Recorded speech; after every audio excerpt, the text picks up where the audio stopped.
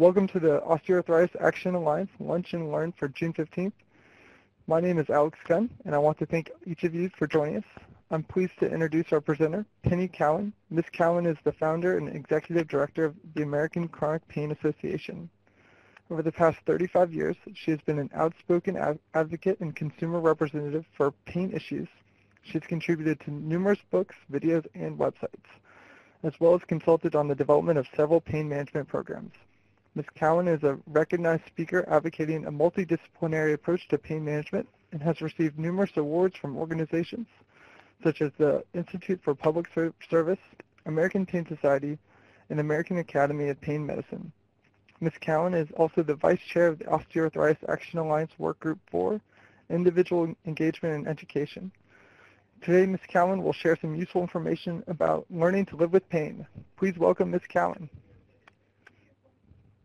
Hi, thank you, Alex. Hopefully everybody can hear me. I want to talk to you about learning to live with pain. And as you said, I'm from the American Chronic Pain Association. Very quickly, our mission stayed the same for the last 36 years to facilitate peer support groups and education for individuals with pain and their families so that they can live more fully in spite of pain and to raise awareness. But I think the key is hang on, sorry about that. The key is what the American Chronic Pain Association offers is help and hope and the validation that their pain is real. We never question that. Pain is the #1 cause of disability in the country today. There's over 100 million people living with it, costing more than $600 billion a year. Chronic pain and osteoarthritis is included in that it's a quite large population, is what changes the sufferer from a person into a patient. What the American Chronic Pain Association is trying to do is to change that patient back into a person again. So essentially we go to the healthcare provider and our expectation is that they're going to give us a pill or procedure and take away our pain. When it comes to chronic pain, that's not so. We expect medical miracles, but that's not what's going to happen when it comes to living with pain. So we get stuck in this maze and we keep going from one healthcare provider to the other looking for solutions because there seems to always be some level of pain. But keep in mind, pain's invisible. You can't see it, measure it. For most chronic pains, there's no way to really know how much pain someone's in, and we all experience it differently. And pain is experienced not just physically but emotionally. So that all goes into that number when they give it to you. But the biggest controlling factor of pain is not the pain itself, it's the fear of the pain. It's never knowing when it's going to hit, how hard it's going to hit, how long is it going to last. So I think that's really the controlling factor. And so many people don't think about the control that fear has over themselves. They're so afraid if they do something it hurts, they're not going to do it again. They eliminate those activities. We do look to our healthcare providers to help us. Unfortunately, they've never been trained. In all the medical education they may get 2 hours of pain management. Veterinarians get 80. So there's something wrong with the way we're providing education to our healthcare providers. But also, they don't know how to help. So what they tell you is they tell you to learn to live with it. And unfortunately, it just makes us want to scream. We don't know how to do it. Because when you tell us to learn to live with pain, this is what it looks like. It's impossible. I have no clue what this is. It may be solved. I don't know. And so that's what it looks like for someone living with pain. However, if I took a few classes, started out with algebra, and had a really good teacher, worked my way up through plane geometry, geometry, differential equations, and I had a really good teacher, I could solve that problem. But somebody had to teach me how to do it. You can't tell me to solve that problem. You have to teach me. It's the same thing with pain. You don't tell me to learn to live with it. You have to teach me how. And that's been the missing component. And you have to think about the goal of pain management. It's to improve, increase function, and reduce your sense of suffering. Nowhere in that goal does it say get rid of your pain 100%. And that's something that people get stuck on. But communication is a big part of how well someone is going to deal with pain. So we need to be able to communicate on the same level so that people really understand what their healthcare providers are telling them. But I think more importantly is that people with pain can no longer be passive patients. They need to become active participants in their health care. They need to be an important part of the healthcare team. They need to be an active participant. But they need to be able to be empowered and, as I said, really to communicate. So we've developed a number of communication tools to really help it easier to understand, that they're informative and they're efficient, because healthcare providers have very little time when it comes to talking with patients. One of the most important ones is just that measure of pain on a 0 to 10. And for people I talk to, they're always saying, it doesn't make any sense. So we flip the scale. 0 means you can't get out of bed in the morning, all the way up to 10. This is measuring function, which is much more critical. All these tools I'm going to show you, they're on our website. They're free. When it comes to something like having osteoarthritis, just being able to talk about the function. So we have another graphical tool, how to get out of bed. How much difficulty do you have getting out of bed, going up the stairs, down the stairs, getting out of a chair, your personal hygiene, your ability to walk, your activity, your working, if you work, how hard's that, can you even enjoy your leisure time, and then your quality of life. All they have to do is circle those. Probably one of the most helpful tools is the pain log, because it's never just about the pain. There's so many other contributing factors to that pain score. And we always put the pain score in there because it's important to know what that measure of pain is. That's the validated number so far. But let's also measure stress, exercise, activity, their sleep, the fear of the pain, taking their medications as prescribed, their side effects, their constipation, their sexual activity, their appetite, their mood, how isolated they become, how much alcohol they consume, and how worried about finances. Before they come in, all they have to do is circle this. They can circle it, hand it to a provider, and they can begin to look at where people are struggling. This is nice, one-time shot to capture, but it's really important. I think that was supposed to be a video, and now my slides are not advancing. Let's try this button here. I think it's trying to load a video that's not there. Sorry, guys. All right, there we go. All right, let's go back. I want to go back a couple. All right, so the one that I showed you also is interactive. It's a phone app. You can download it, so it'll actually track day to day. People can go in, and on the phone app, it'll actually remind them. And then you can print out charts, 1 month, 3 months, 6 months, a year, all time. This one is called a care card. This one helps people how to take their medication. So they take it morning or night. It's not going to work either. I shouldn't have made these interactive. Take it with food, without, things they should avoid, possible side effects, and then storing and disposing of it properly. So that way they know exactly how to do it. We got so many calls from people that had no clue on how to take their medication. Now my circles are coming. Okay, how to take it, side effects, how to store it, and then dispose of it properly, and of course never share it with anyone. So that gets into some of the communication tools. But how do you actually live with pain? So we've developed the 10 steps from patient to person, and these are just simple, everyday living skills that really help people better manage their pain. They're not meant to be used in a sequential order, 0 to 10. I mean, 1 to 10, like you do a 10 or 12-step program. However, saying that, the first 2 steps, without doing those, now my computer is going to freeze up. Wonderful. Sorry, guys. I just moved to Windows 10. So, Alec, you may have to. Yeah, I've lost my internet. So, Alex, if you can advance my slides, and I don't know that I can even see them now. So, hopefully they'll advance. But the first slide, the next one is accepting the pain, and on accepting the pain. Instead of looking for, the exact answer, always looking for the answer, it's how not do I have pain or how long am I going to have pain, but for today I have pain, I'm going to accept it. Who knows what tomorrow is going to be? The next slide, which is taking an active role, getting involved. Unless they actually take an active role, there's no way for them to actually get involved in their pain regimen. They're not going to be able to actually learn to live with their pain. I'm going to go to my slides on my computer so I can follow through. So after accepting the pain, what they need to do is to begin to understand, accepting the pain, getting involved, and then the next slide on priorities, step 3, is learn what their priorities are. For so many people with pain, they tend to put things off, because of the pain. They're afraid to do them. Pretty soon, they sort of all pile up. and they become overwhelmed and they have no idea where to start. We need some motivation to get out of bed in the morning, some way to be able to get up and feel like today's worth getting up for.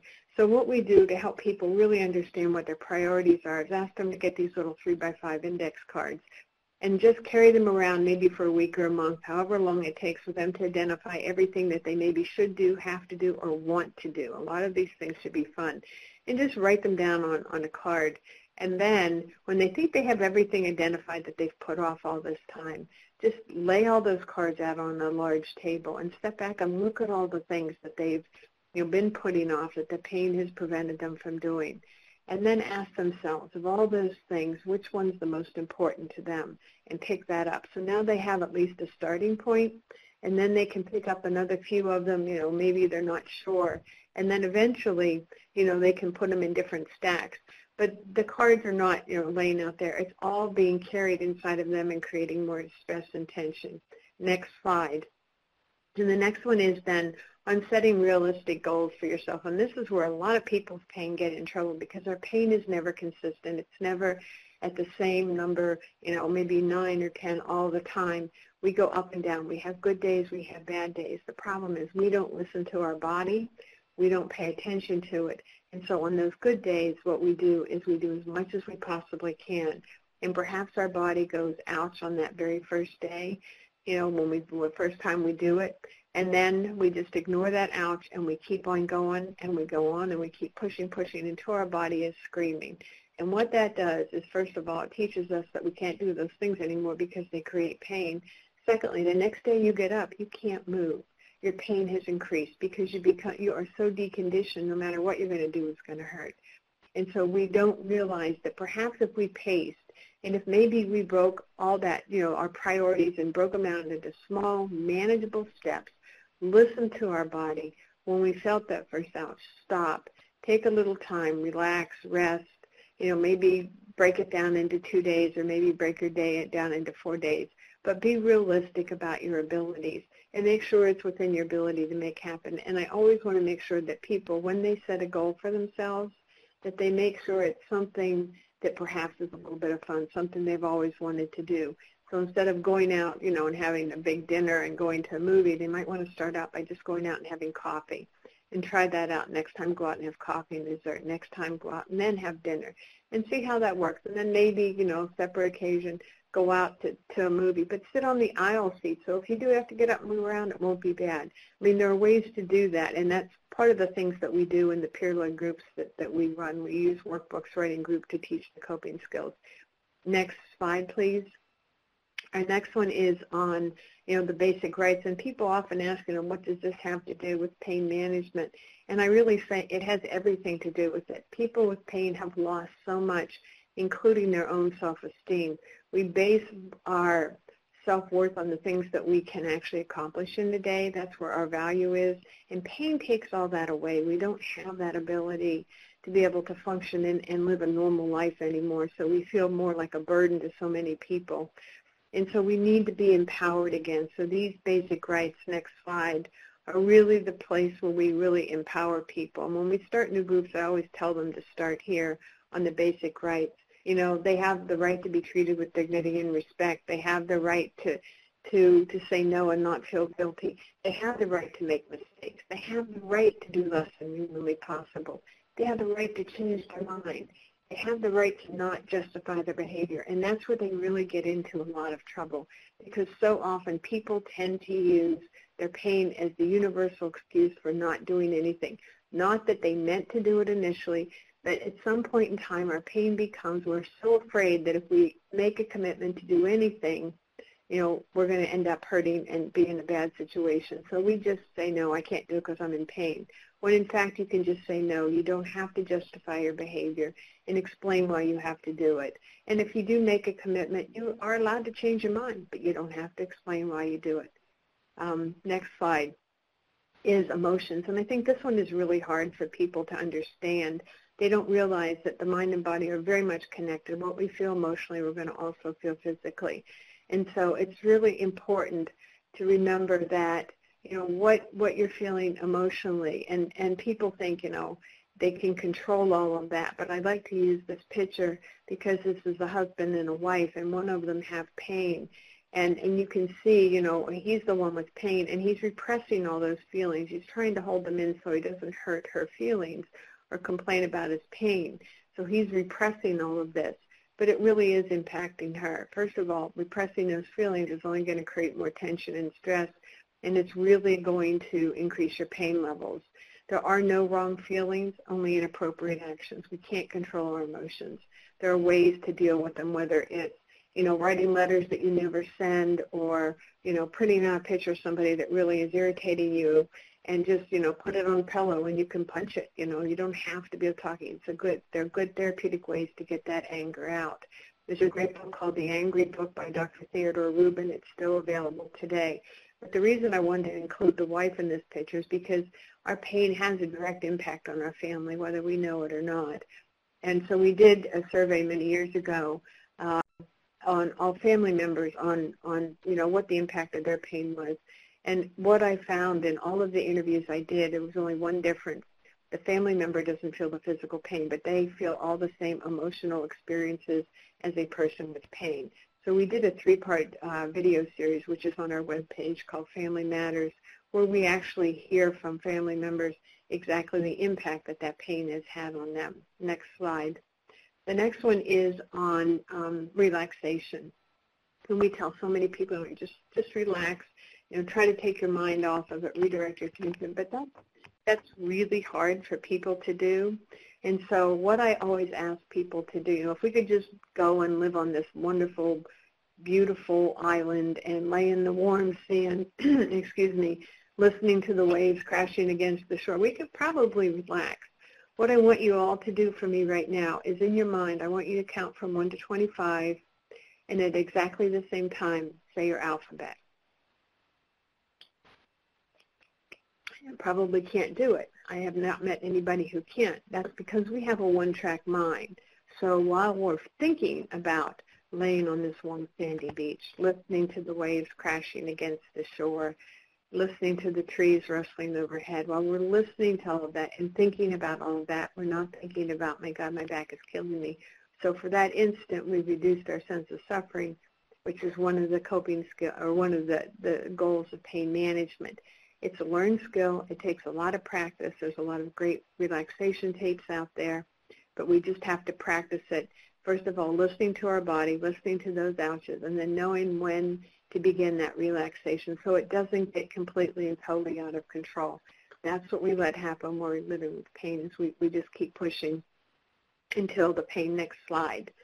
Exercise. That's step number 8, slide number 38, I think. And this one is, you know, this is really hard for a lot of people, because when you do something that hurts, you eliminate that activity. So when we talk about exercising for a person with pain, especially with something like knee osteoarthritis, I mean, it's going to hurt. So what we try to do is to help them narrow it down, again, into small, manageable steps. Start out very slowly. Too often, especially, I know I went through a pain management, I'm a person with pain, I went through a pain management program 37 years ago.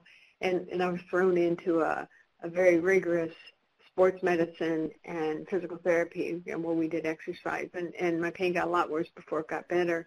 But exercise doesn't have to be like that. It doesn't have to be painful. We can start out very slow. We actually recommend sometimes people, you know, choose one exercise, do one repetition, you know, say like a leg lift before they get out of bed in the morning for a week. Lift your leg once, that's it.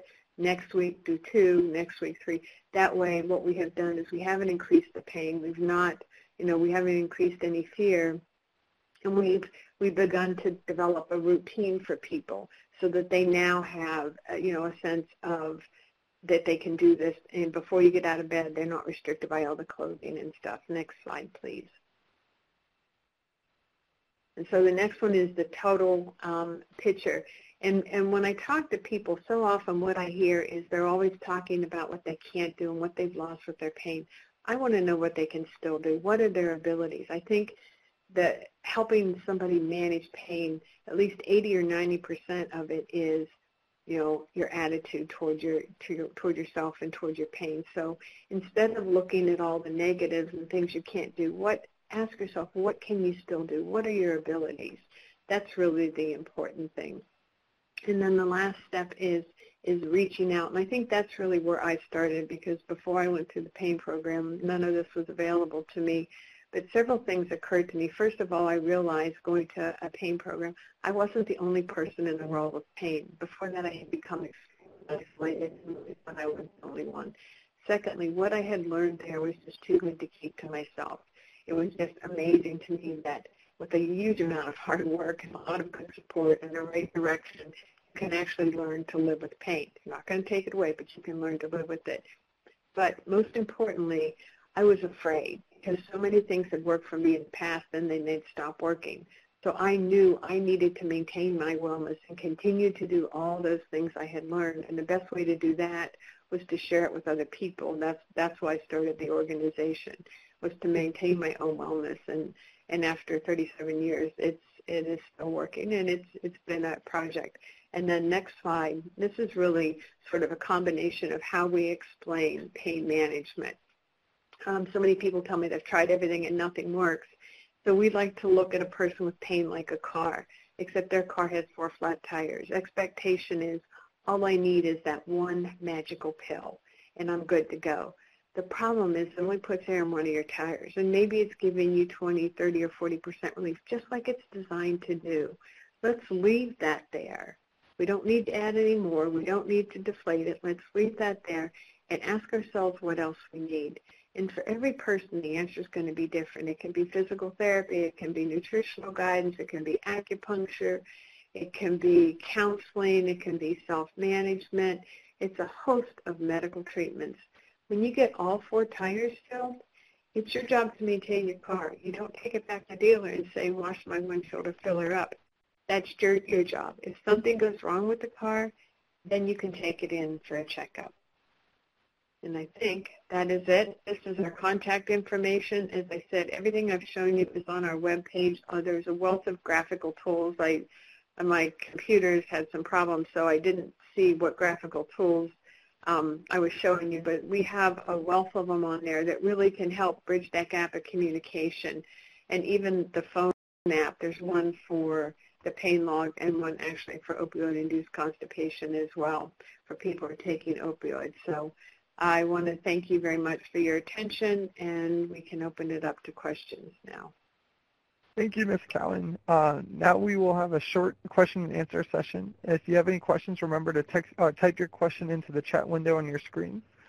While we're waiting for some questions to come in, I can ask the first one. I was interested in, when you were speaking about the fear associated with pain, and I was wondering if there were any treatment strategies or therapies that would specifically target the fear associated with the pain. I think what we have to do is address the actual, first of all, people have to recognize that that's the controlling factor. And it's funny, when I give presentations, I can start to see the heads nodding when I talk about the fear, because I don't think people realize it.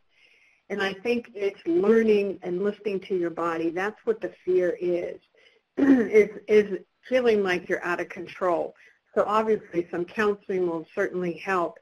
But I think more importantly, it's about learning to listen to your body, knowing when to stop, and beginning to learn what you can and can't do. I mean, your abilities may change, but they change as you get older anyway. So, I think it's, again, talking to someone if you have some real fears, especially if the fears are attached to, this is what happened to my parents or whatever. But I think more of it is around the fear of the unknown, of not knowing when that pain is going to hit. And I think it's a history of living with the pain, knowing that you had this fear and you had the pain, but because you've applied all these self-management skills and you're really taking an active role, that you're more in control. And it's that sense of control that really can reduce that fear. I mean, that's a big part of how I manage pain. When you do have a flare-up, it's not like, oh my God, this is terrible now. You know that it's going to pass, and you know how to do it. So it's almost a history of learning to manage that pain, that your fear is reduced over a long period of time. The next question we have is from Ruth Mulvaney. They ask, are the pain logs and questionnaires usable in clinics for research, i.e. are they reliable and validated? The The quality of life scale is validated, the one that measures the function. The others are all available. When it comes to are they validated, and we've had that discussion all the way up to the FDA. Someone said I need to have them FDA validated, and that depends on what medication you're using, what indication, whether it becomes FDA validated. They have been used in this country but around the world for a number of years on a number of different things. So, I think it's a matter of comparing this tool with another one that you might even be able to validate it yourself. We've had universities use them. We've had other people use them as well, even in research. The next question just, it's a great presentation. Where can we access some of the free materials that you mentioned? It's all on our website at www.tacp.org.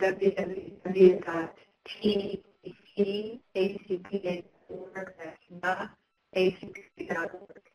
Interested in our living who don't have access to the internet, you'd be surprised the number who don't. They're also all available in a PDF form, so people can actually call our 800 number, and we will send the hard copies out, though you won't get the interactive on the pain log. And there's a number of, we didn't get to see the back pain map, and there's a headache map where you can actually point and click where the pain is, drop down box the intensity, how it feels, and how it got started. And you can actually print out pictures of your pain, headaches, diabetic peripheral neuropathy, and fibromyalgia. So those are also on there, and they're great. They're just, you print out an actual picture with the little icons on the picture of the pain. And just to reiterate, the website and phone number are listed on the screen right now. It doesn't look like we have any more questions, so I'm just going to make a brief announcement for the next webinar, which will be on July 20th, with Dr. Penney Cowan, the president of the Obesity Society and the head of the UNC Obesity and Environment Group. Please check out our website events for more information. Once again, thank you very much to Ms. Cowan for a great webinar today. I hope everyone has a wonderful day. Thank you.